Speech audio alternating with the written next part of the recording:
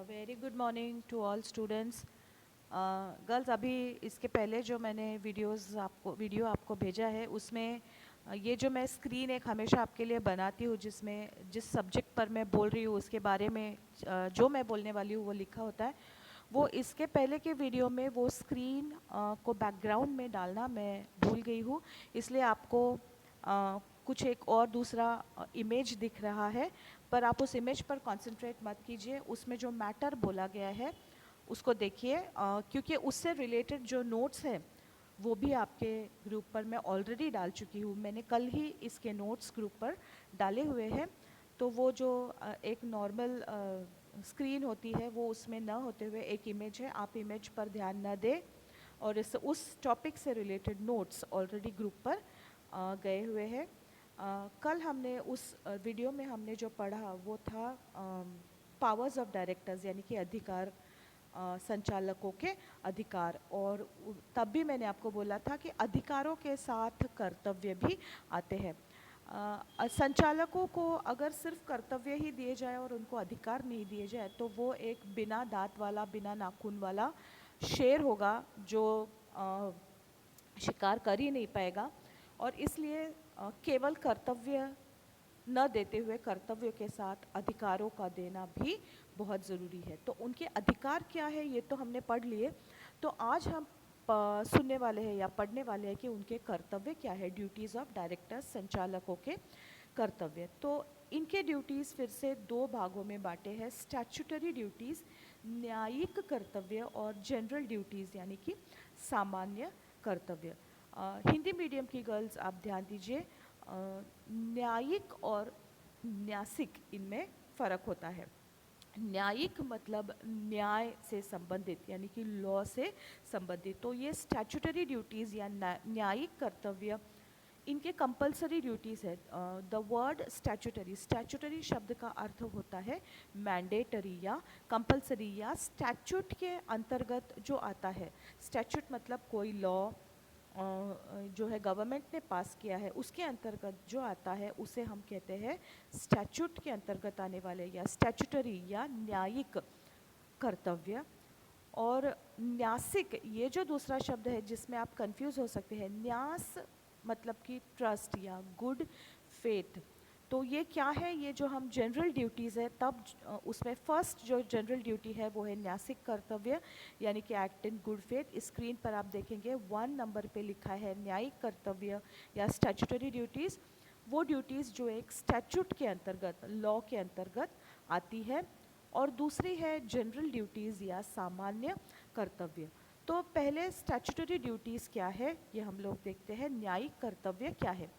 तो संचालक पद पर उनके जो काम होते हैं, उन्हें जो करना है, उन कामों को करने के लिए एक लिस्ट हमने पढ़ी थी जिसमें था कि वो कंपनी के अंशों पर मांग कर सकते हैं, शेयर्स पर कॉल्स कर सकते हैं, डिबेंचर्स इशू कर सकते हैं, ऋण पत्र जारी कर सकते हैं, कंपनी के नाम पर लोन ले सकते हैं और दे सकते हैं, to give loans and take loans on behalf of the company. तो ये उनके जो सारे काम हैं उनको जो करने हैं, उनके लिए उनको कुछ अधिकार दिए गए हैं। तो अब वो कौन से काम है ये हम देखते हैं। जो है इनके न्यायिक कर्तव्य, इनकी ड्यूटीज़ क्या है।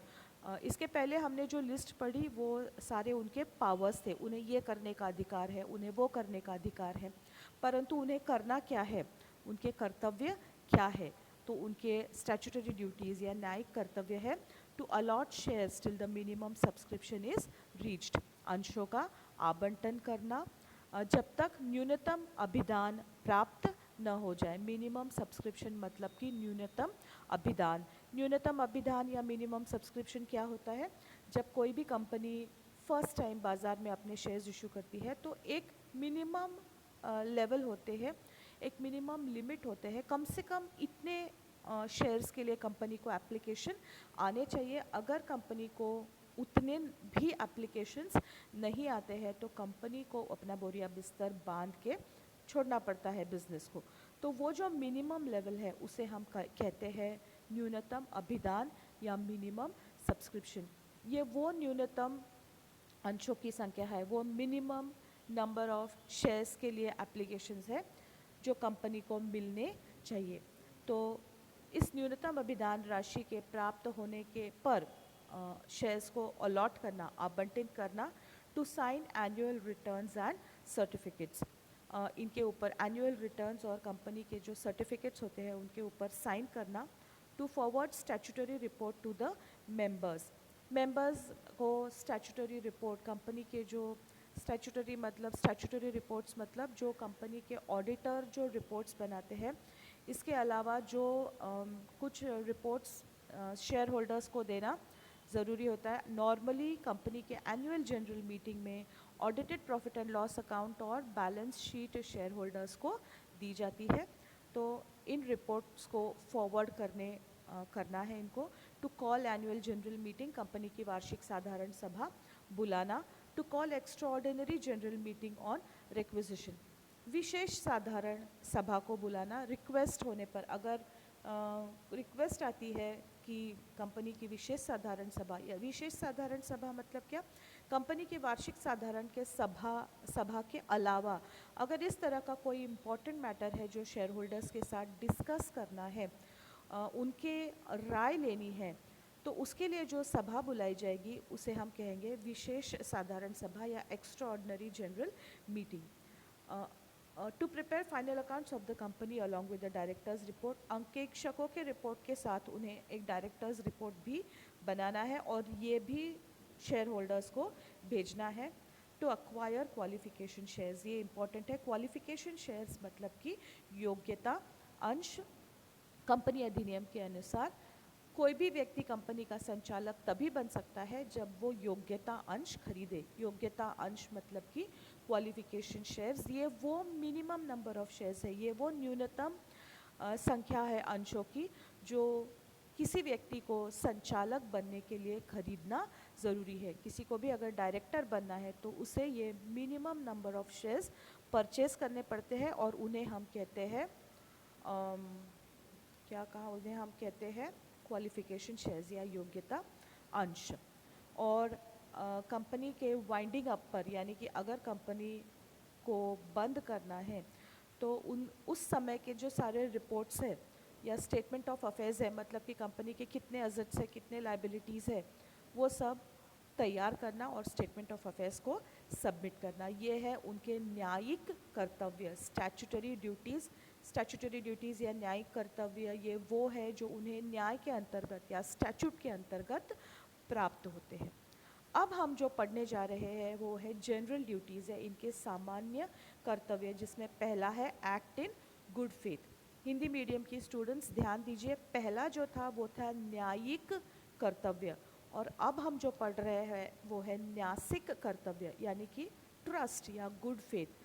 अब हम लोग जानते हैं कि जो डायरेक्टर्स है वो कंपनी में टॉप मोस्ट पोजिशन पे है, कंपनी से रिलेटेड सारे डिसीजंस वो लेते हैं, उनके पास बहुत अधिकार है और इन अधिकारों का उपयोग वो कंपनी के हित के लिए करे।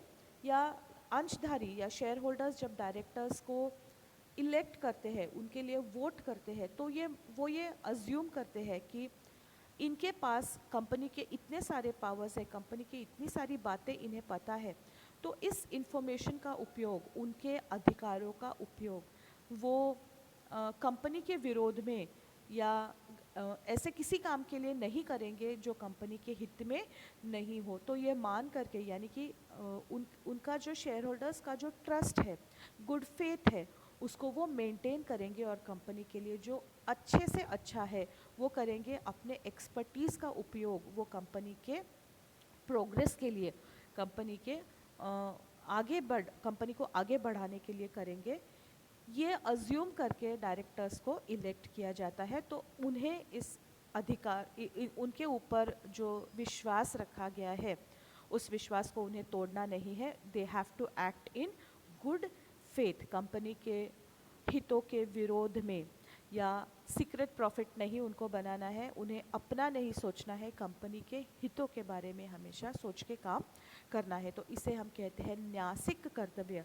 उनमें जो ट्रस्ट है, न्यास मतलब कि ट्रस्ट, उनके ऊपर जो ट्रस्ट है, उनके ऊपर जो विश्वास है उसे नहीं तोड़ना है।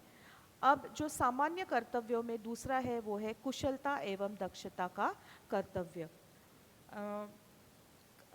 कंपनी के डायरेक्टर्स की पोस्ट पर जो व्यक्ति बैठा हुआ है उससे हम ये नहीं कहेंगे कि उससे गलतियां नहीं हो सकती, क्योंकि आखिर गलती इंसान करता है, लेकिन अगर वो छोटी मोटी गलती करे तो इस तरह की गलती की माफ़ी नहीं है, क्योंकि वो एक रिस्पॉन्सिबल पोस्ट पर बैठा है और उस पोस्ट पर बैठे व्यक्ति से जिस तरह की कुशलता और दक्षता यानी कि केयर और कॉशन और डिलीजेंस एक्सपेक्टेड है वो डायरेक्टर्स को देना है।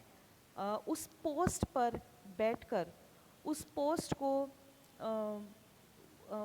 ये नहीं हो कि कोई ये नहीं बोले कि भाई कैसे कैसे लोग पोस्ट पर बैठ जाते हैं, ऐसा नहीं है। तो उस पोस्ट की जो एक शान है उसे किसी भी तरह से उसे कम नहीं करना है, उसे कुशलता यानी कि केयरफुली अपना काम करना है और दक्षता से अपना काम करना है विद केयर एंड कॉशन।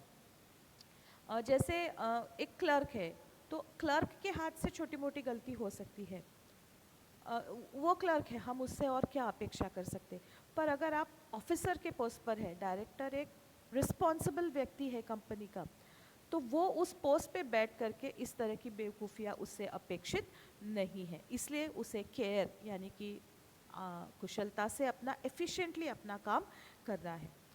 जो नेक्स्ट है थर्ड है वो है to attend board meetings regularly, मंडल की बैठकों में उपस्थित रहना। और फोर्थ नंबर पे है नॉट टू डेलीगेट पावर्स, कर्तव्य नहीं सौंपना। इसके बारे में हमने इसके पहले भी बात की थी, जहां मैंने आपको बोला था कि नॉर्मली कंपनीज एक्ट इस तरह का डेलीगेशन ऑफ अथॉरिटी, अपने कर्तव्यों को सौंपना अलाउ नहीं करता है, पर कोई स्पेशल सर्कमस्टेंसेस में बोर्ड ऑफ डायरेक्टर्स अपने पावर्स को या अपने ड्यूटीज़ को नहीं सौंप सकते हैं। पर अगर वो इस तरह से सौंपते भी है, स्पेशल रेजोल्यूशन पास करके अपने पावर्स यानी कि उनके अधिकार सौंपते हैं, परंतु उनके कर्तव्य वो नहीं सौंप सकते हैं। वो उन्हें अपने कर्तव्यों को निभाना है। अंडरस्टैंड दिस, उनके पावर्स को वो सौंप सकते हैं पर उनके ड्यूटीज़ को वो नहीं सौंप सकते। स्पेशल रेजोल्यूशन पास करके पावर्स को सौंप सकते हैं, डेलीगेशन ऑफ अथॉरिटी हो सकता है, लेकिन डेलीगेशन ऑफ ड्यूटी नहीं हो सकता है। अधिकारों को सौंपा जा सकता है स्पेशल रेजोल्यूशन पास करके, लेकिन कर्तव्यों को सौंपा नहीं जा सकता है। और इसी के साथ ये जो अपना है ड्यूटीज़ ऑफ डायरेक्टर्स, संचालकों के कर्तव्य, इस वीडियो को हम रोकते हैं और जल्दी हम मिलेंगे। कोरोना को बाय बाय कहती हूँ, आपको भी बाय कर रही हूँ। See you, take care, don't worry, be happy. और याद रखिए एग्ज़ाम्स बहुत पास आ रही है, अब तैयारी में लग जाइए। Bye bye girls.